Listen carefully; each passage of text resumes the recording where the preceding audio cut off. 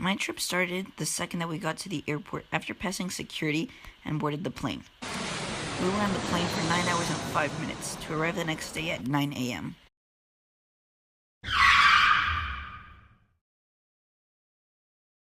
After a long drive from the airport to our hotel, full of traffic, we finally got there to get some sleep after the long airplane ride. After resting, I was very eager to go see some of the attractions, so we decided to head to the Eiffel Tower. The Eiffel Tower was built in 1889 and served as the entrance to the World's Fair that year. It is an iron lattice tower named after Gustave Eiffel, the engineer whose company designed and built the Eiffel Tower. It's located in Paris on Champ de Mars. It's not only Paris' tallest structure, but of all the monuments in the world that charge a visitor's fee, it is the most visited. It has the highest observatory platform in the European Union that is accessible by the public. The next place on my list, which I wanted to visit, was the Louvre.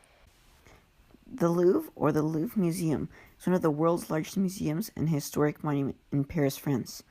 A central landmark of the city is located on the right bank of the Seine in the First Ward. Nearly 35,000 objects from prehistory and the 21st century are exhibited over an area of 60,600 square meters. The Louvre is the world's most visited museum after the Palace Museum in China, receiving more than 9.26 million visitors in 2014. It is also one of the largest. The Arc de Triomphe is one of the most famous monuments in Paris. It stands at the center of the Place Charles de Gaulle, at the western end of the Champs-Élysées. It should not be confused with the smaller arc, the Arc de Triomphe de Carrousel, which stands west of the Louvre. The Arc de Triomphe honors those who fought and died for France in the French Revolutionary and in the Napoleonic Wars, with names of all the French victories and generals inscribed on its inner and outer surfaces. Beneath its vault lies Tomb of the Unknown Soldier from World War I. On our way to Geneva, after having visited Paris, we decided to stop at Mont Blanc. Mont Blanc, or Monte Bianco, both meaning White Mountain, is the highest mountain in the Alps and the highest peak in Europe outside of the Caucasus Range. It rises 4,808.73 meters above sea level and is ranked 11th in the world in topographic prominence. From there, we drove a couple more miles until we got to Geneva. Geneva is the second most populous city in Switzerland, after Zurich. It is the most populous city in Romandie, the French-speaking part of Switzerland. Situated where the Rhone exits Lake Geneva, it is the capital of the Republic and Canton of Geneva. The UN, or the United Nations, is an intergovernmental organization to promote international cooperation, a replacement for the ineffective League of Nations. The organization was established on the 24th October 1945 after World War II in order to prevent another such conflict. At its founding, the UN had 51 member states. There are now 193. The headquarters of the United Nations is in Manhattan, New York City, and experiences extraterritoriality for their main offices situated in Geneva, Nairobi, and Vienna. The organization is financed by assessed and voluntary contributions from its member states. Its objective is to include maintaining international peace and security, promoting human rights, fostering socio-economic development, protecting the environment, and providing humanitarian aid in cases of hunger, natural disaster, and armed conflict. From there, we headed on to Italy. The first city we visited in Italy was Florence. Florence is the capital city of the Italian region of Tuscany and the metropolitan city of Florence.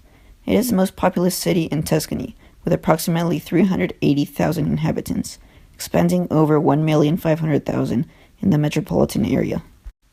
From Florence, we headed on to the city of Pisa. Pisa is a city in Tuscany, central Italy, straddling the river Arno, just before it empties into the Tyrrhenian Sea.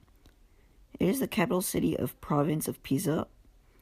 Although Pisa is known worldwide for its leaning tower, the city of over 90,000 residents contains more than 20 other historic churches, several medieval palaces, and various bridges across the river Arno.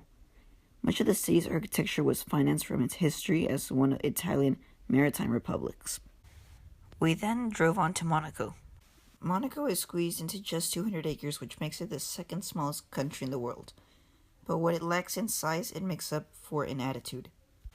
Because this country's average person makes $5.8 billion, and its unemployment rate is only 2%. After having visited Monaco, we headed on to Rome. Rome is a city, a special commune in Italy. Rome is the capital of Italy and of the Lazio region, with 2.9 million residents in 1,200 square kilometers.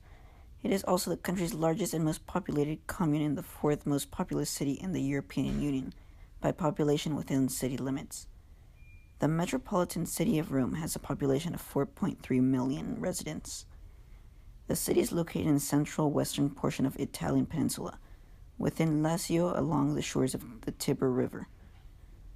The Vatican City is an independent country geographically located within the city boundaries of Rome, the only existing example of a country within a city. For this reason, Rome has been often defined as a capital of two states. Alas, after these amazing places we visited, it was time to come back. So we flew back the next morning from the Paris airport.